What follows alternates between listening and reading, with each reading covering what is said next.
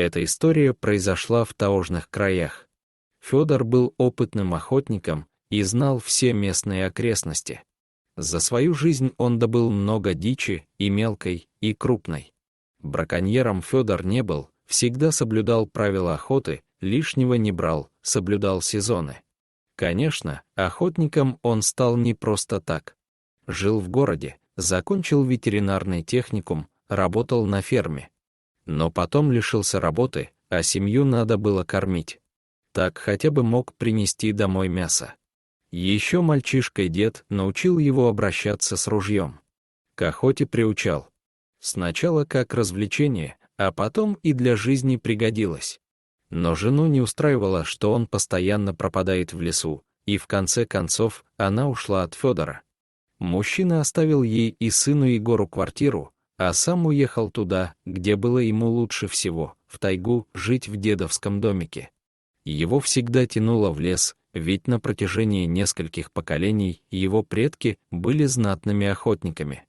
Когда Егорка подрос, Федор брал его с собой, благо жена была не против общения отца с сыном. Егор все лето проводил у отца в охотничьем домике. Его радовало, что сын тянулся к нему. И жизнь шла своим чередом. Как-то раз Федор пошел по делам в соседнюю деревню.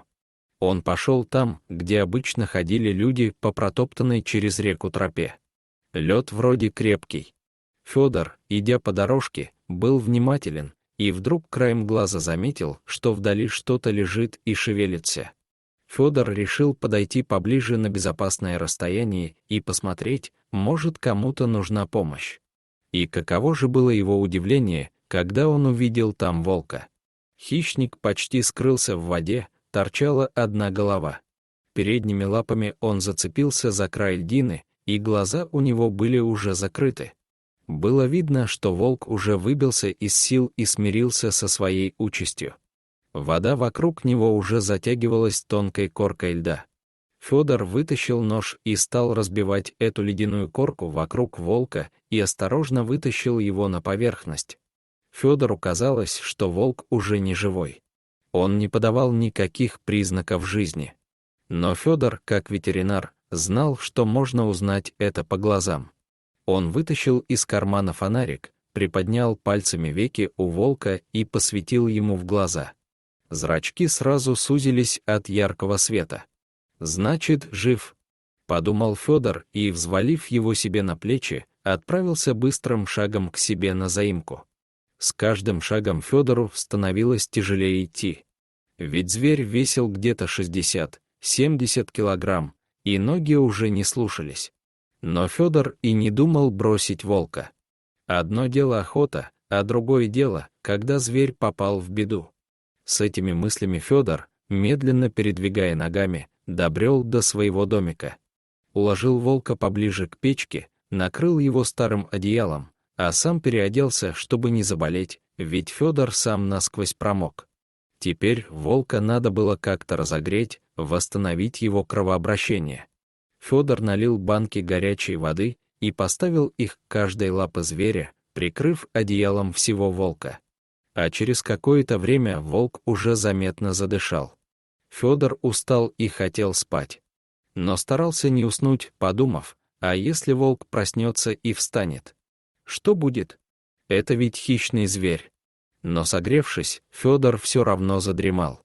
Проснулся от грохота, открыл глаза и увидел, что волк повалил табуретку, а сам пристально смотрит на Федора, не понимая, где он находится и почему. Оскалив челюсть, зарычал, но поднимал только голову, немножко приподнимаясь на передние лапы. И Федор понял, что у волка отказали задние ноги. Видимо, сильно перемерзли в ледяной воде. Федор стал ухаживать за ним, поил, кормил, правда, миску подставлял к нему с осторожностью. А вскоре Федор вошел в доверие к волку. Тот охотно принимал от него воду и пищу. Федор переселил волка в сарай, чтобы ему было вольготней, а Федору поспокойней. Все это время он делал ему массаж задних лап, и волк, шатаясь, стал вставать на все 4 лапы и немножко передвигаться. В начале лета Егор приехал на каникулы. Привез разные витамины для волка и тот потихоньку поправлялся. Удивительно, но когда приехал Егор, зверь сразу подпустил его к себе. Егор продолжал делать ему массаж, как делал его отец. И уже к концу лета волк хорошо бегал, гулял с Егором. Жил волк уже во дворе, а спал ночью на крыльце дома. И вот в конце августа, ночью волк перепрыгнул через забор и убежал в лесную чащу. «Ну что тут поделаешь, волк есть волк, волю любит», — сказал Федор сыну. На зимние каникулы Егор тоже приехал к отцу. Ему уже исполнилось 15 лет, совсем взрослый стал. Они чудесно проводили время, на охоте на мелкую дичь, гуляли по зимней тайге.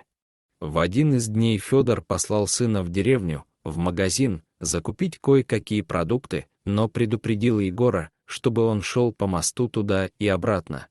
В этот год было много оттепелей, и лед на реке был слабый. На обратном пути Егор все-таки пошел прямиком по льду. Решил, что ничего не случится, да и путь намного короче, чем идти по дальнему мосту. Тропинки уже не было видно, и он шел наугад. Лед зашатался, и Егор провалился в воду. От воды одежда Егора намокла, и его стало тянуть ко дну. От ледяной воды у него перехватило дыхание.